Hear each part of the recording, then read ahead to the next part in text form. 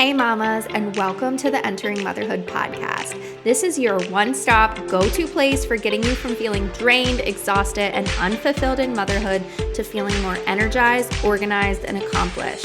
That's the vision I continue to navigate towards, and that's the vision we are sharing with you, focusing on holistic alternatives and restructuring your mind, body, and soul from the inside out. I'm your host, Sarah Marie Bilger, a wife, mom of two, mechanical engineer, VBAC mom, and doula, serving mamas through pregnancy, birth, and postpartum. If you're here for this, if you're as pumped up as I am and searching for that fire that you know is deep inside of you, then let's go. Let's uncover what it truly means to enter motherhood. You are a rock star. I believe in you. Let's doula this. Let's crank it up a notch and let's kick it into high gear together. Hey mamas, how are you? Welcome to another episode of Entering Motherhood.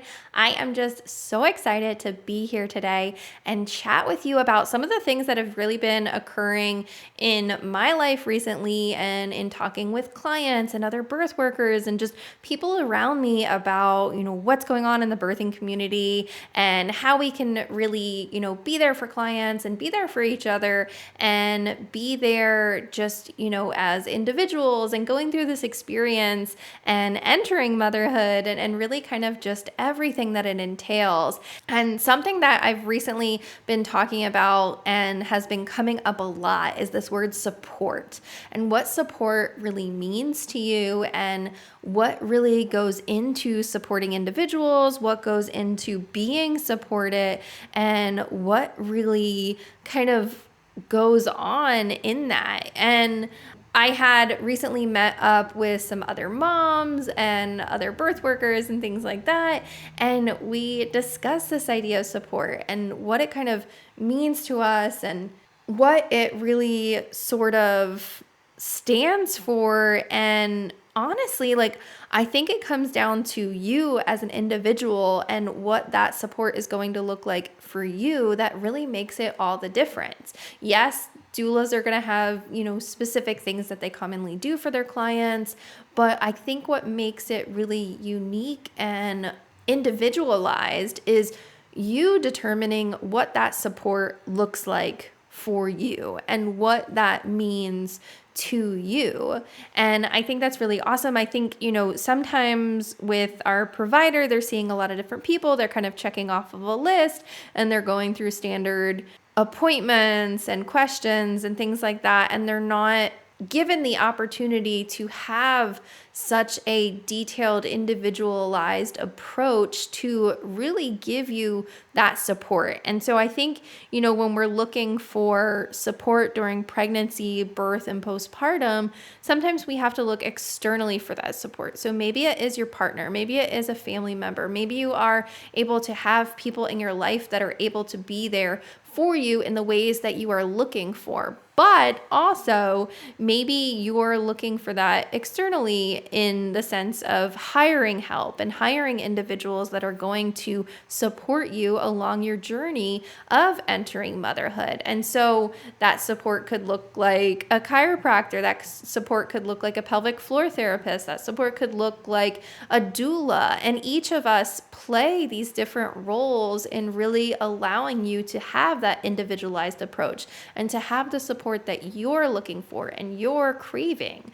I recently talked to a friend who is having their second baby, and she had hired a postpartum doula this time around because not that anything is wrong with her family or friends and things like that, but she specifically is looking for a unique type of support that she knows is going to best serve her and her family. And so really it's thinking through, how do you want to be supported and what that can look like and what it means to you. So I had created some polls on my Instagram. If you aren't already following me on Instagram, please head over there and check that out because I go through a lot of different things in my stories and I pull a lot of different things to really help cultivate and create these episodes even more and have you be involved and be part of these episodes as well. So one of the things, I had asked is, like, what does support mean to you, and like, how would you like to be supported? But also, what kind of support you like. So do you like group support? You can take, a group birthing class. You can take other group setting classes. They have lactation support classes and things like that. And they're in group settings. And so, that obviously means like you're among other people, you're learning in the group capacity. Or would you like to be having that one-on-one support? And 83% of you said that you would prefer one-on-one support. And I think, I agree with this for myself too, because I think there's something special about having that one person that you can literally feel connected to, and like you can ask direct questions to, and again, making it a really individualized approach. You're going to have specific questions about birth than somebody else is going to have. And there's going to be certain things that maybe you're not interested in diving deeper with. If you have no intentions of getting an epidural, maybe you don't want to discuss those things, or maybe you don't want to, look into it as deeply as somebody else who knows for sure that that is their birth plan and that is the way that they are going to approach things when coming to their birth. And so, and same with like lactation support, if you're planning on bottle feeding immediately and you're not going to be breastfeeding, then that is information that maybe you necessarily like don't want to dive into or learn about more, and vice versa. If you're planning on breastfeeding and you want that extra support, you want that extra knowledge, it's going to be super beneficial if you are getting that deeper education with somebody who's specifically going to be able to give you that information and dive deeper on that. So really kind of asking ourselves questions and getting to know ourselves better in order to find out the type of support that we want during this time in our lives. So when I had asked the question in my stories on Instagram, I said, what does support mean to you, and how do you like to be supported? I got a lot of answers and a lot of different feedback, and a few of them that I really want to share with you to really help you understand that, you are allowed to ask for specific support, and you are allowed to have a different opinion, and you are allowed to really kind of uncover what that looks like to you. And I think when we know what that looks like for us, when we know what we want, it really helps define what that support looks like. So one person said, when someone is there for you in a way that you choose, they like to be listened to and trusted. So, again, like this is so important, because it's when someone's there for you in a way that you choose. You're choosing what kind of support you want. You're not just having something done for you, which can be nice, and maybe, like they're helping and, like they're doing something for you. But if it's not something that you specifically asked for, that you specifically wanted, and it's not aligned with your planning, your vision, is it support? And so this idea of really kind of feeling supported, I feel like when I say someone supports me, or when I say I support somebody, I'm agreeing with what they stand for and what they want out of their birth, out of a situation, out of their postpartum experience. And it's really saying like, yeah, I agree with you. I support that. And it's not asking, questions, or really kind of, why, or, what would make you want to choose that. It's literally just saying, yep, that's what you want done. Okay, I support you. And so that's another person that had said that this really kind of, reinforces like what this support is like for you, and what that means for you is, they said, when I make a decision and I don't need to explain myself. And then they also added, the older generation thinks we're crazy. So this kind of is like a twofold, and really just, reiterating back to what they said in that first sentence and saying like, I make a decision and I don't need to explain myself. And it's not just like the because I said so or that kind of stuff. It's like, I'm going to breastfeed and there's no why or, you're going to what? Or, when I was going for my VBAC, it was kind of like, are you sure? Is that safe? I didn't feel supported when somebody was questioning why I was doing it or if it was safe or if it was the right decision. But I felt super supported when somebody was like, okay, like, let's do this. Like, how can we, go about this to get that to be something that you want to accomplish?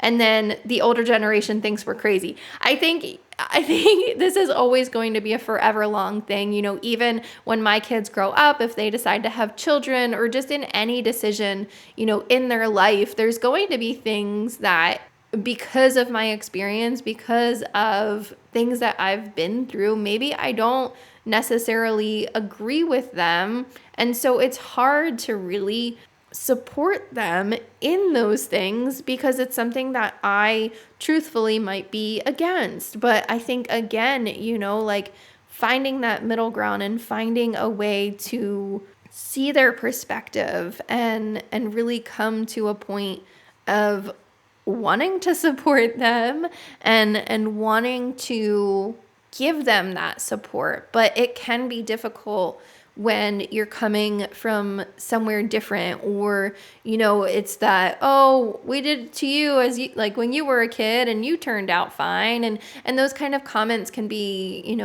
a little off-putting or frustrating and things like that. And I think, again, it's just like, okay, like maybe they just don't see your vision. They just don't get what you have in mind for your birth and your motherhood experience, but maybe you can just have a deeper conversation and give them a little bit more explanation so that they can find a way to support you. Or maybe it really is just miscommunication and, misinformation, but also at the same time, like, you don't have to explain yourself with some things. And if you really strongly feel like that is your choice and that's what you want to do moving forward, or that's something that, you're definitely against in your motherhood experience, then it's one of those things where, it's just a little bit more difficult to navigate. And maybe you don't feel supported then because they aren't seeing your perspective and what you're going through.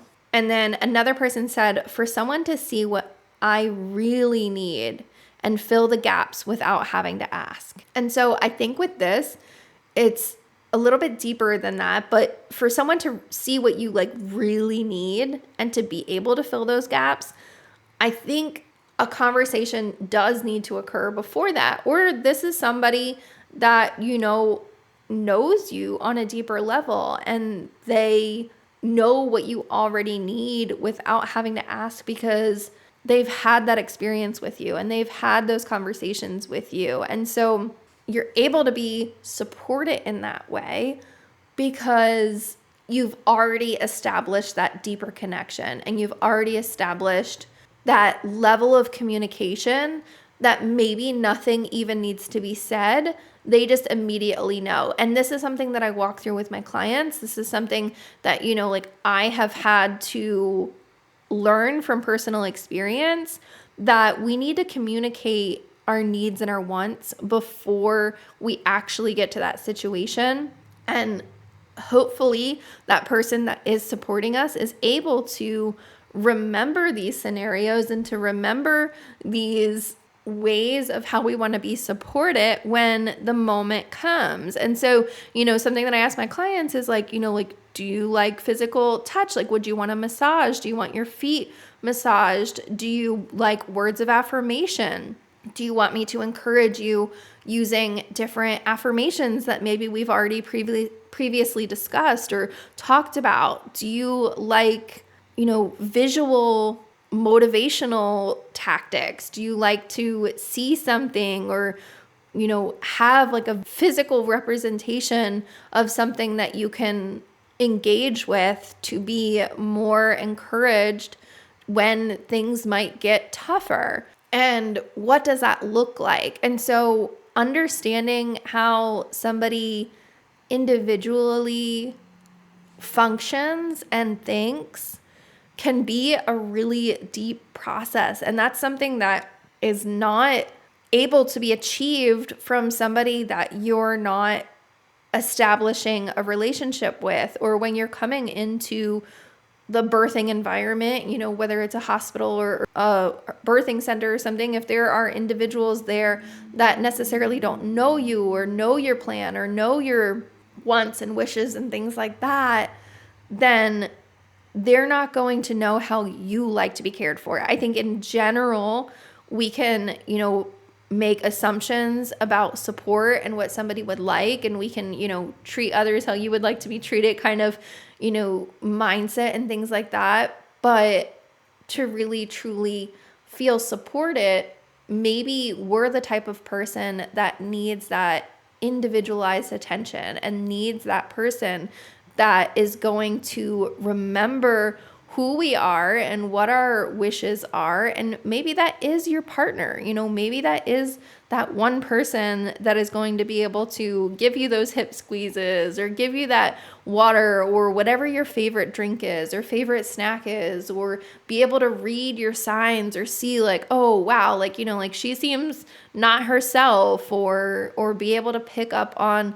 little things and be able to know like, hey, I think she needs to be supported in this way. Or, hey, I've been noticing, you're a little down lately. Like maybe this is postpartum, and it's really kind of like checking in with you and seeing how they can support you in those moments because they know you on such a deeper level. And then that leads me to another one that I really wanted to point out and talk about. And this one person said, I like to be asked direct questions, taken time with one-on-one. And so this, again, like asking those direct questions, if you're in a group setting, like maybe you're in a birth education course or something like that, or maybe it's even like online, somebody's just kind of explaining the birth process and different things that you can expect and things like that. And maybe you're given like a workbook or different things to like ask through, and you're internalizing a lot of these things. But when you're asked like a direct question, that can make all the difference. Like if it's like, how can I help you? Even as simple as that, like, how can I help you?